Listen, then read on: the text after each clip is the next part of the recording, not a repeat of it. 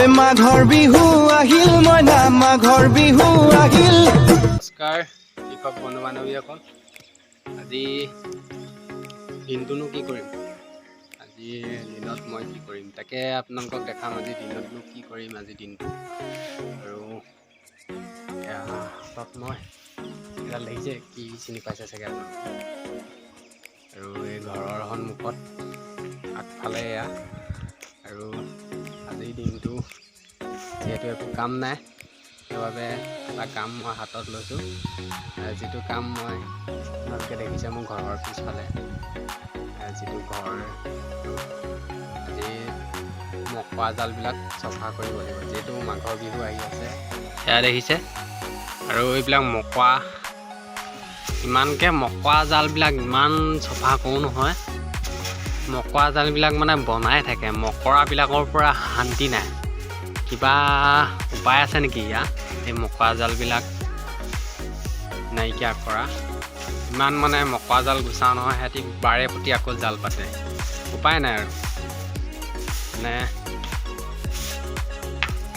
মকৰা জাল বেছি হ'লে ঘৰটো কিবা ভূতৰ ঘৰৰ নিচিনাহে লাগে। ইমান মকৰা জাল মানে গুঠে। আজি চফা কৰি দিলোঁ নহয়, আকৌ আপোনাৰ এসপ্তাহ পিছত সিহঁতি মানে মকৰা জালবিলাক উঠিবলৈ আৰম্ভ কৰে। এয়া কিবা উপায় আছে নেকি আপোনালোকে কওকচোন।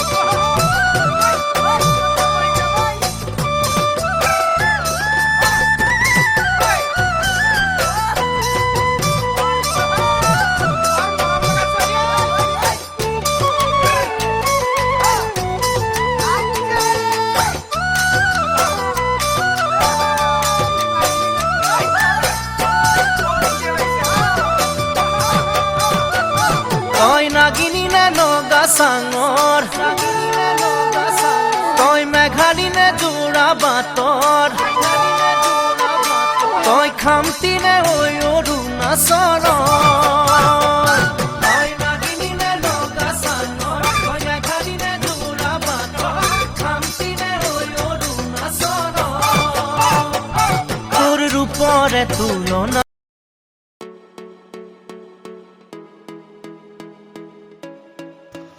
আজিৰ দিনটোৰ ভিতৰত কি কৰিম আৰু।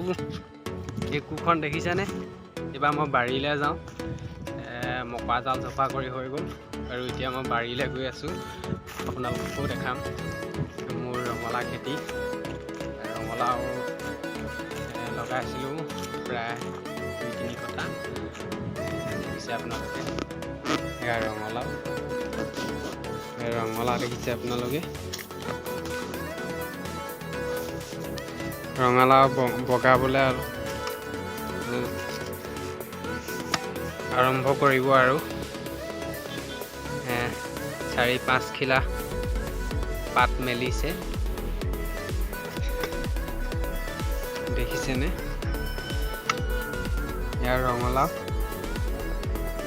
4-5 খিলা পাত মেলিবলৈ আৰম্ভ কৰিছে। আৰু ইয়াত এটা বেমাৰ লাগিছে, মই আজি দৰৱ মাৰিব লাগিব। এইটো দেখিছেনে? এই পাতবিলাক খাই পেলাইছে। যিজনী মানে বলৰ নিচিনা ধৰক আপোনালোকে ৰঙা, সেই পোকটোৱে মানে ইয়াৰ পাতবিলাক খাইছে, দেখিছেনে? আজি মই এই দৰৱটো মাৰিব লাগিব। মানে এই পোকটো বহুত লেতেৰা পোক। মই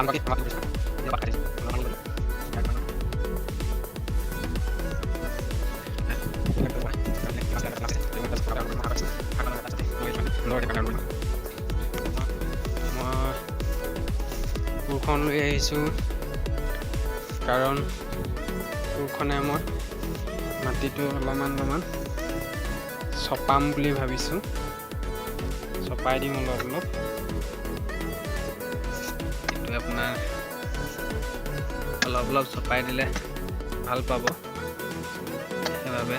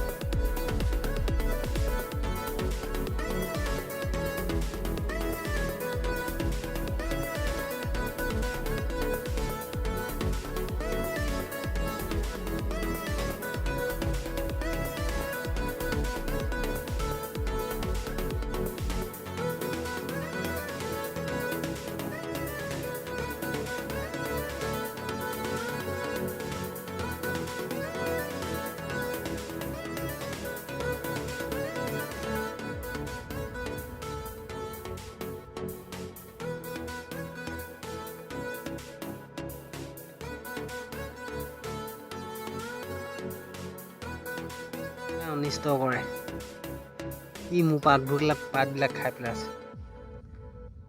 ইটো ইয়াক মাৰি পেলাইছো এই পাতবিলাক কি কৰি পেলাই দেখিলেনে কৃষক বন্ধু বান্ধৱীসকল দেখিছে এই আলু গছজোপা মই ইয়াত এটা দিছিলোঁ বস্তাটোত বহুত ডাঙৰ হ'ব দেখিছেনে আপোনালোকে আৰু ঘাঁহটো একদম ইমান মস্ত হ'ব 2 ফুট হ'ল আপোনালোকে এনেকৈ কৰিব আলু যদি আপোনালোকৰ মাটি নাই পথাৰ এনেকৈও কৰিব পাৰে গাঁৱলীয়া মানুহবিলাকে বেছিভাগ কৰিব পাৰে এনেকৈ গাঁৱলীয়া বা কোনো কথা নাই এনেকৈ টাউনীয়া মানুহবিলাকে কৰিব পাৰে চৰ্টৰ ওপৰত এনেকৈ বস্তাত মাটি ভৰাই আলু খেতি কৰিব পাৰে আৰু যথেষ্ট ধুনীয়া কোনো বেমাৰ নাই দেখিছেনে এইজোপাত কোনো বেমাৰ নাই একদম ধুনীয়া গটগটীয়া হৈ আছে নমস্কাৰ বন্ধু বান্ধৱীসকল ৰঙালাও গছত পোকে লাগিছে আৰু এয়া স্পেচিয়া লৈ আৰু ৰাহুল গান্ধীৰ চোলা পিন্ধি ডেচিছ পদত ডেচিছ মাৰিবলৈ এয়া ওলাই আছোঁ দেখিছে আৰু এইটো 16 লিটাৰ স্পিয়া 16 লিটাৰ স্পিয়াত আপোনালোকে 25 ml কে দিব মই এতিয়া পুলিটো যিহেতু সৰু হৈ আছে সেইবাবে মই 12 লিটাৰ লৈছোঁ স্প্ৰেটোত 12 লিটাৰ পানী ভৰাইছোঁ আৰু 12 লিটাৰত মই 15 ml কে দিম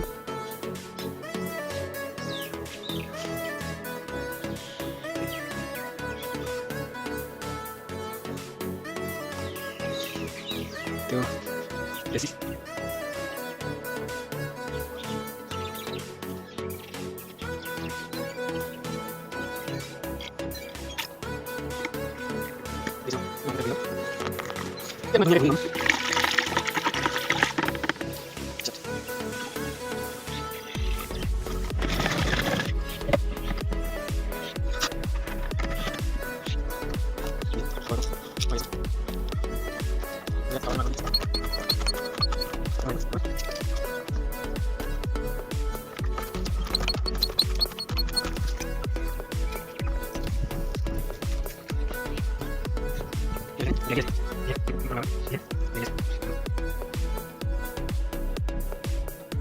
কৃষক বন্ধু বান্ধৱীসকল আৰু দৰৱ চব মাৰি কৰি গা চা ধুই কৰি আৰু এতিয়া অকণমান ওলাই যাওঁ আৰু ঢেঁকীৰ মাত শুনি আছে চাগে ঢেংকুলোকে আৰু বৰ্তমান এয়া মাঘৰ বিহুৰ শুভেচ্ছা জনালোঁ সকলোকে আৰু এইপিনে দেখিছে আপোনালোকে পিঠা খুন্দি আছে বৰ্তমান কাচি পিঠা বনাবৰ কাৰণে খুন্দি আছে আৰু